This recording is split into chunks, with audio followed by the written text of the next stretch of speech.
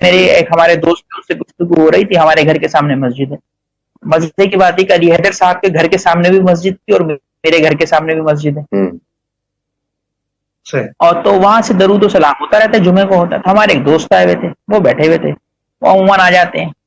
تو ان سے گفتگو ہو رہی تھی تو کہنے لگے ہندوستان کی فضاؤں میں 180 سال سے اوپر عرصے کے اندر یہ نعت جو ہے یا یہ منقبت جو ہے یہ پڑھی جاتی ہے، مصطفیٰ اے فضا مصطفیٰ سے کہہ دینا، جو بڑی مشہور ہے امام احمد رضا خان بریلوی کی، غم کے مارے سلام. تو بات یہ ہونے لگی کہ کیا ان کی رضا کے بغیر کسی کا کلام ان کی بارگاہ کے اندر مقبول ہو سکتا ہے؟ میں نے کہا بھائی آپ جو بات کہہ رہے ہیں، بطیرے کلام لکھے گئے، بطیرے شاعر جو ہیں وہ وزن یہ وہ سب برابر کر کے کہتے ہیں. سعدی نے 3 مصرے کہے، چوتھا اٹک گیا تو نبی کریم کی زیارت ہوئی اور آپ نے کہا صلو علیہ وآلہ. تو تینوں مصرے عربی، تینوں مصرے فارسی کے ہیں، چوتھا مصرا عربی کا ہے اور وزن پورا نہیں ہے لیکن مقبول خلائق ہے.